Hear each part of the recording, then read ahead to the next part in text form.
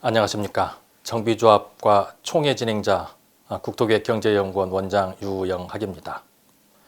지난 시간까지는 저희가 이사회와 대의원 회의에 의해서 총회가 진행이 될 텐데 각각 무엇을 조심해야 하고 또 각각의 역할은 어떤지 이런 것들에 대해서 살펴봤죠. 자, 이번에는 그러면 총회의 종류는 뭐가 있는지 한번 살펴보죠. 사실 총회를 바라보는 시각에 따라서 무엇을 기준으로 하느냐에 따라서 총회는 이런 것이 있습니다. 이렇게 얘기할 수도 있어요. 또 주체에 따라서 총회는 이런 총회, 이런 총회가 있습니다. 또 어떤 사람은 사업 단계에 따라서 이런 총회, 이런 총회가 있습니다. 이렇게 얘기할 수 있습니다. 근데 도시민주고 환경정비법에서는 총회의 종류에 대해서는 규정한 바 없죠. 여러 번 말씀드렸듯이 도시민주고 환경정비법에서 진행되는 총회 관련해서는 민법의 사단법인의 규정을 받아들여서 정기총회와 임시총회로 구별을 하고 있습니다. 그런데 도시민주고 환경정비법 시행령에는 조합을 설립하기 전 동의서 진구를 다 해서 창립총회를 하도록 되어 있죠. 그래서 창립총회는 대통령령에 정해져 있습니다. 근데 도시민주고 환경정비법에 따라서 진행되는 총회가 보통 16번 정도 총회를 통해서 사업이 진행된다는 얘기를 드렸는데 실질적으로 도시민주고 환경정비법에 따라서 진행되는 모든 총회 중에서 가장 중요한 총회, 그것은 창립총회죠. 우리는 사업 진행 과정에서 시공사 선정총회 등을 하게 되면 그 총회가 이 정비조합의 총회의 다인 것처럼 얘기합니다. 그건 아닙니다. 우리가 시공자 선정 물론 중요하죠. 그러나 가장 중요한 것은 창립총회죠. 또 이 총회의 종류에 관련해서는 제3장에서 각 총회별로 어떻게 진행을 해야 되는지에 대해서는 아주 상세히 또 설명할 기회를 가지고 있습니다. 그러면 오늘은 이 총회가 어떻게 발생이 되고 어떤 기능을 하게 되는지, 왜 총회를 해야 되는지 그런 내용에 대해서 한번 살펴볼까요? 실무적으로 보면 이렇습니다. 도시민주고 환경정비법이 사업의 시작에서 끝까지 법의 절차가 정해져 있습니다.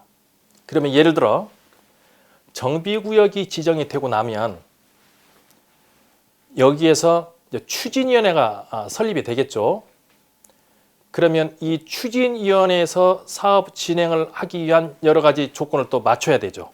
그러면 이것이 안건이 되는 겁니다. 그럼 이 안건들을 총회에서 결의를 하고 이게 결의가 되면 이 결의된 내용을 법에 맞추어서 사업을 진행을 하죠. 그래서 또 열심히 사업을 진행을 하다가 또 단계에 접근이 됐습니다. 마찬가지죠. 이때 단계에 맞는 안건을 정리를 하고 이 안건을 총회에 상정을 하고 총회 결의가 되면 또 이것을 법에 맞춰서 다음 사업을 진행하는 거죠. 자, 여기에서 조합들이 실수하는 경우가 이런 경우죠. 법은 이미 정해져 있죠. 그리고 이 법은 정관에 제정이 돼야 되는 겁니다.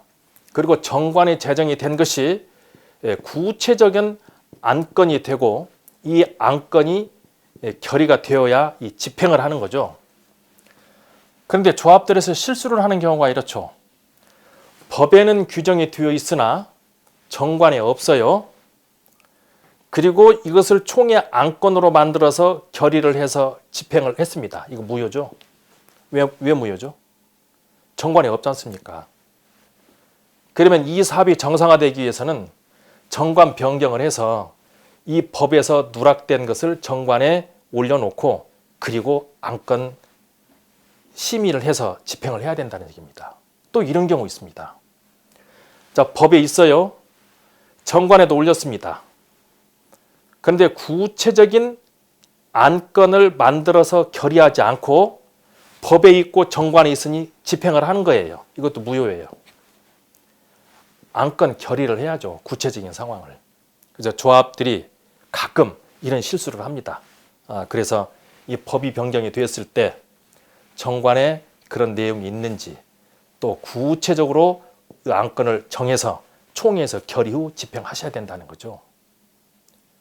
자, 그러면 실무에서 바라보았을 때 총회는 어떻게 해서 발생이 되는지 또 다른 각도에서 한번 살펴보도록 하겠습니다. 정비구역이 결정이 되면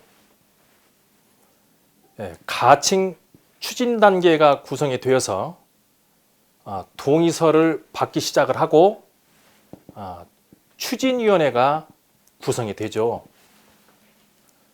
그러면 이 추진위원회가 구성이 되면 해야 될 일이 있죠. 조합 설립 추진위원회는 조합을 설립하는 것이 목적입니다. 그러면 이 추진위원회에서는 조합을 설립하기 위한 동의서를 진구를 해야 되는데, 이 동의서 진구를 하기 위해서는 계략적인 분담금 그리고 설계 면적 이런 내용들이 확정이 돼야 되겠죠. 그래서 추진위에서는 정비사업 전문관리업자와 설계자를 선정할 수 있는 절차 이행을 해서 추진위원회에서 주민총회를 개최하게 되죠. 이렇게 해서 이제 동의서 진구를 합니다. 동의서 진구를 했더니 75% 이상의 조합 설립 동의서 진구를 하게 되면 상황이 무르익었죠. 그러면 이걸 근거로 해서 우리가 창립총회를 하는 거죠. 그래서 창립총회를 하고 나면 요건에 다 충족이 되고 나면 등록이 되고 허가를 받고 이제 등기를 함으로써 조합이 설립이 됐습니다. 그러면 이때부터는 창립총회를 마쳤으므로 이제 조합이 이루어지는데, 이 조합은 설립이 되고 나면 해야 될 일이 뭡니까? 사업시행 인가를 받는 일이죠. 그래서 조합에서는 건축 심의를 할 수 있는 업체들도 선정하게 되고, 건축 심의를 받게 되면 이 여건이 충족이 되고 나면 조합에서 사업시행 인가 총회를 준비하게 됩니다. 그래서 사업시행 인가를 받고 나서 인가가 떨어지고 나면 인가를 받은 것을 기준으로 해서 또 조합에서 할 일은 조합원들에 대한 감정평가, 종전자산평가를 해야 되고, 분양 신청을 할 수 있도록 조치를 취해야 되고, 시공건설사와의 공사비 확정을 해야 되죠. 이런 내용들이 다 준비가 되면 조합에서는 이제 관리처분총회를 하게 되죠. 자, 따라서 사업 과정 전반을 지켜봤을 때 총회를 한다는 것은 사업을 진행하는 것이죠. 따라서 이 총회는 쉽고 빠르게 주민들에게 많이 알리고 하시는 겁니다. 그러면 재개발, 재건축, 정비 사업을 통해서 총회를 한다는 것은 그만큼 사업이 성숙되고 있다, 진행이 되고 있다, 그 뜻입니다.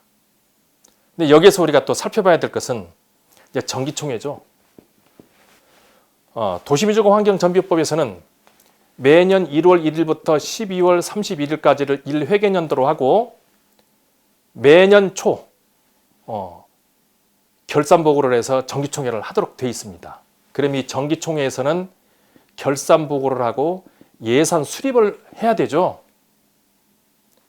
그런데 다행히 업무를 진행하는데 별 탈이 없어서 연초에 정기총회를 하면 참 다행인데, 보시는 것처럼 사업시행 인가를 받거나 또는 관리처분을 준비하는 과정에서는 이런 기간이 조합에서 뜻하는 대로 기간이 딱 떨어지지 않는 경우가 많더라는 거예요. 그러면 총회를 할 수 없이 10월, 11월, 12월에 가서야 정기총회를 개최하는 경우가 발생이 됩니다. 그러면 이런 총회를 하게 되면 의견을 달리하는 사람들은 의견을 제시하죠. 1년 다 지났는데 이제사 예산 편성하느냐. 그동안 도둑질했다. 할 말 못할 만 다 합니다. 조합 입장에서는 난색하기 짝이 없죠. 그러면 조합에서는 놀았나요? 아닙니다.